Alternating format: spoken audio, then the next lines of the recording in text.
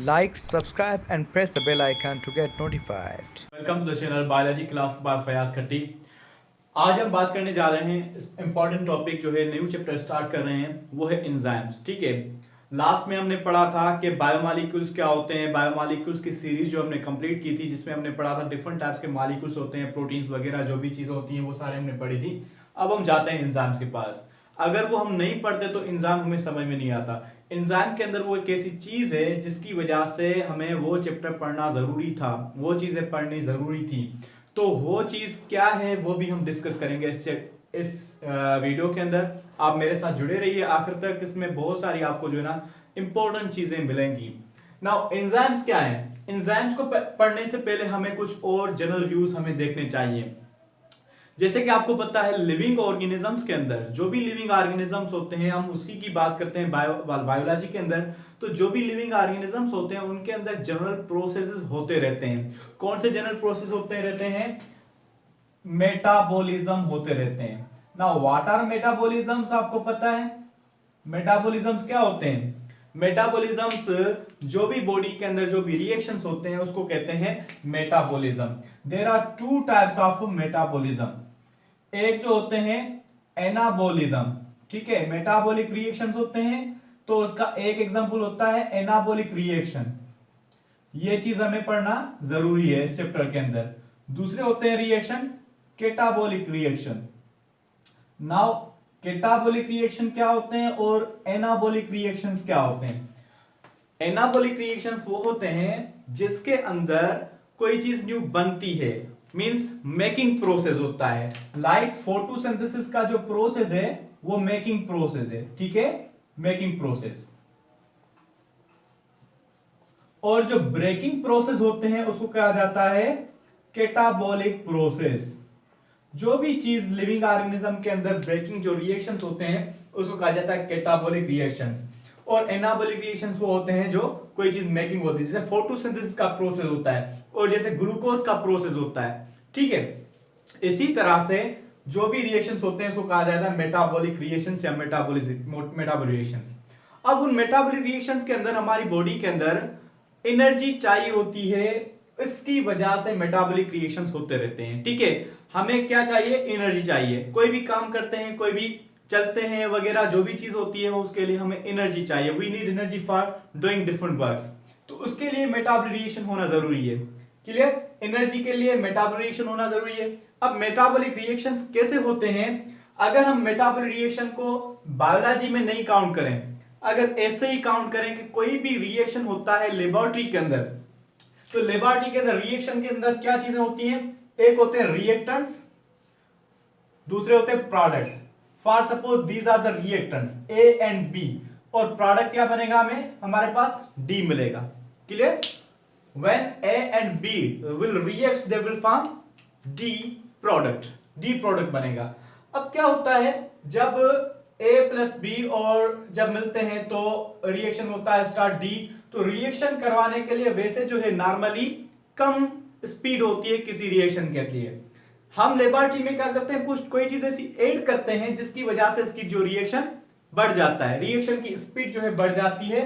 तो उसको for example निकल यूज करते हैं, कोई और एलिमेंट यूज करते हैं, तो उसकी वजह से जो है उसकी जो कैटालिटिक एक्टिविटी या कोई भी एक्टिविटी जो है रिएक्शन करने वाली वो स्पीड अप हो जाती है। तो जो ये कैटालिटिक एक्टिविटी बढ़ा रहा है, तो वो सब्सटेंस जो किसी की स्पीड बढ़ा रहा है किसी भी केमिकल रिएक्शन के अंदर दुनिया में, उस सब्सटेंस को क्या कहा जाता है? कैटालिस्ट कहा जाता है, ठीक है। तो ये स्पीड अप करता है अपनी नॉर्मल पोजीशन से, नॉर्मल जो स्पीड होती है उससे ज्यादा स्पीड अप करता है और रिएक्शन को ठीक से कर पाता है। हम जैसे देखें कि कोई चीज ऐसी होती है, कोई सालन वगैरह ऐसा होता है जो जिसके अंदर फॉर एग्जांपल जो है मीट होता है, बड़ा मीट जो है जल्दी जो है डिसोल्व नहीं होता, तो उसके लिए हम कोई चीज एडिशनल लगाते हैं ताकि वो जल्दी हल हो जाए, डिसोल्व हो जाए, या प्रेशर कुकर में यूज करते हैं। इस तरह से कोई ना कोई चीज हम एडिशनल डालते हैं ताकि वो, तो कोई भी केमिकल्स होते हैं बाहर की दुनिया में, जो भी लिविंग ऑर्गेनिज्म से हटके जो भी चीज होती है उसके लिए भी कोई ना कोई स्पेशल चीज चाहिए होती है उसको चलाने के लिए, तो उसको कहते हैं कैटालिस्ट। तो वो स्पीड अप करता है। अब लिविंग ऑर्गेनिज्म के अंदर भी रिएक्शन होते रहते हैं। अगर लिविंग ऑर्गेनिज्म को देखा जाए तो लिविंग ऑर्गेनिज्म जो है वो लेवल्स ऑफ बायोलॉजिकल ऑर्गेनाइजेशन में देखा जाए तो लिविंग ऑर्गेनिज्म किससे बने होते हैं, एटम से बने होते हैं। मींस हमारी फाउंडेशन जो है वो केमिकल है। क्लियर? तो केमिकल हमारे लिविंग ऑर्गेनिज्म के अंदर भी ये सारे रिएक्शन होते होंगे। अब उस रिएक्शन के अंदर भी कैटालिस्ट होंगे, लेकिन हम हैं क्या, लिविंग ऑर्गेनिज्म। तो हम लिविंग ऑर्गेनिज्म के अंदर जो कैटालिस्ट होंगे, तो जैसे मॉलिक्यूल्स हमारे लिविंग ऑर्गेनिज्म के अंदर होते हैं तो उसको क्या कहा जाता है, बायोमॉलिक्यूल्स। ठीक है मॉलिक्यूल्स, लेकिन लिविंग ऑर्गेनिज्म के अंदर है तो बायोमॉलिक्यूल्स। और लिविंग ऑर्गेनिज्म जो के अंदर जो रिएक्शन हो रहे हैं उसके अंदर भी कैटालिस्ट यूज होते हैं, लेकिन कैटालिस्ट लिविंग ऑर्गेनिज्म के अंदर होते हैं, तो इसीलिए यहां पे लिविंग ऑर्गेनिज्म के अंदर नाम क्या आएगा, बायोकैटालिस्ट। क्लियर? और इन बायोकैटालिस्ट को कहा जाता है एंजाइम्स। क्लियर? अब आ गई होगी आपको बात समझ में कि कैटालिस्ट वो होते हैं जो किसी भी रिएक्शन को स्पीड अप करते हैं। तो लिविंग ऑर्गेनिज्म के अंदर जो कैटालिस्ट होते हैं उसको कहते हैं बायोकैटालिस्ट, और बायोकैटालिस्ट का स्पेशल नाम जो है एंजाइम। सो मींस एंजाइम क्या हो गया, एंजाइम्स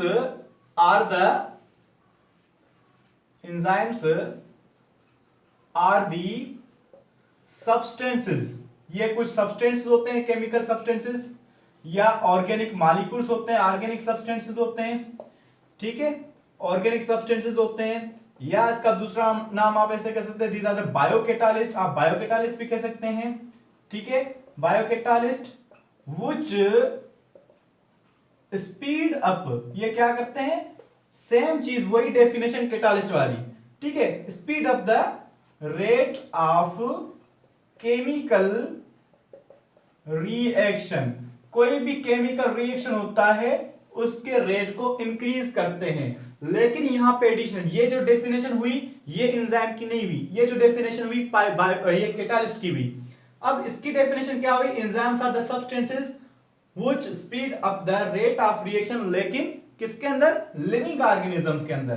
तो ये बनी in living organism, in living organism. Okay, so enzymes are what, enzymes are the substances which speed up the rate of chemical reaction। कोई भी केमिकल रिएक्शन होता है, चाहे एनाबॉलिक हो चाहे कैटाबॉलिक रिएक्शन हो, इन दोनों के लिए, चाहे इंटरजोनिक, दूसरे होते हैं इंटरजोनिक रिएक्शन, दूसरे होते हैं एक्सरजोनिक रिएक्शन। इंटरजोनिक या एक्सरजोनिक रिएक्शन, इंटरजोनिक रिएक्शन वो होते हैं जो एनर्जी कंज्यूमिंग होते हैं, और एक्सरजोनिक रिएक्शन वो होते हैं जो एनर्जी रिलीजिंग होते हैं। ठीक है, एनर्जी रिलीज करते हैं। सबके लिए कोई ना कोई कैटालिस्ट चाहिए होते हैं, और उन कैटालिस्ट को लिविंग ऑर्गेनिज्म के अंदर बायोकैटालिस्ट या एंजाइम कहा जाता है, जो स्पीड अप करते हैं किसी भी केमिकल रिएक्शन को। So these are the biocatalyst which speed up the rate of chemical reaction in the living organisms. इसका टर्म किसने दिया था, अभी इंट्रोडक्शन में जाएं, who gave this name, enzyme को एंजाइम नेम किसने दिया, साइंटिस्ट का नाम था फ्रेडरिक विलियम क्योन। 1878 के अंदर इसका नाम दिया था एंजाइम। क्लियर?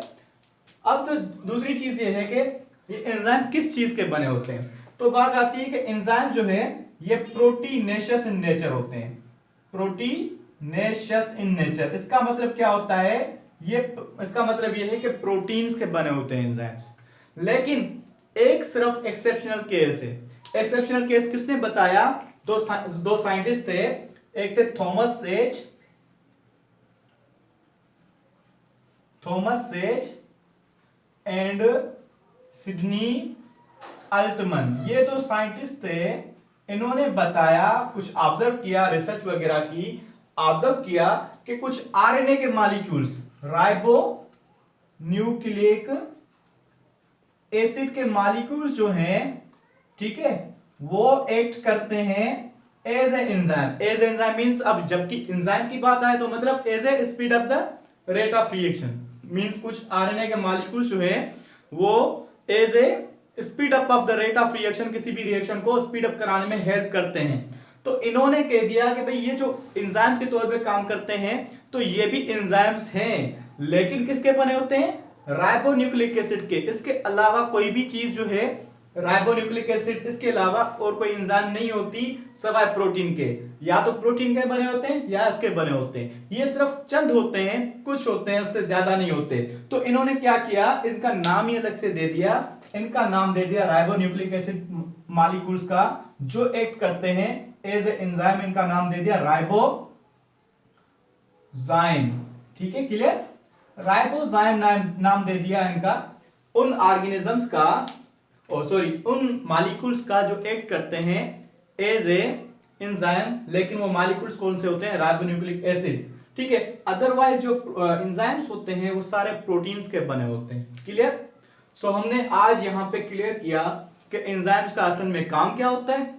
एंजाइम का टर्म किसने दिया?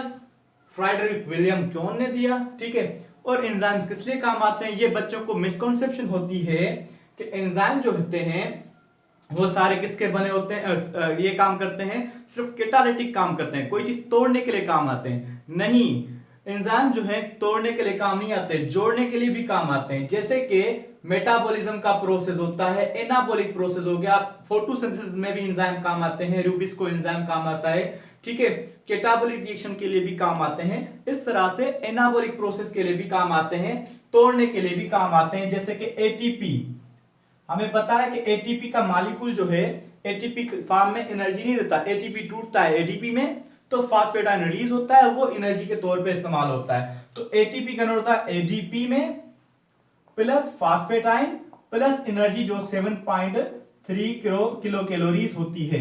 तो यहां पे भी एक एंजाइम होता है, वो कहलाता है एटीपेज एंजाइम, ये इसको तोड़ने में हेल्प करता है। So this is how the enzyme works, कि इसका काम ये होता है। अब हम नेक्स्ट लेक्चर में पढ़ेंगे कि एंजाइम ये किस तरह से काम करता है। Enzymes work by lowering the activation energy.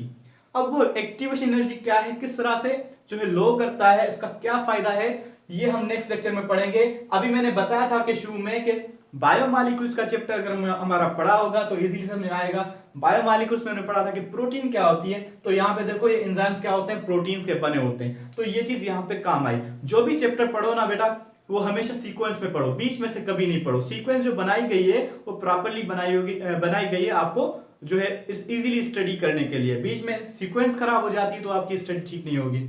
I hope I have clear this chapter, this video, this lecture. अगर आपको समझ में आ गया हो, लेक्चर समझ में आ गया हो, तो आप जरूर लाइक करें और सब्सक्राइब करें मेरे चैनल को, बेल आइकन को जरूर प्रेस करें और अपने दोस्तों के साथ जरूर शेयर करें ताकि उनको भी ये लेक्चर्स मिल सके और ये सदका जारिया उनको भी ये नॉलेज मिल सके। शुक्रिया।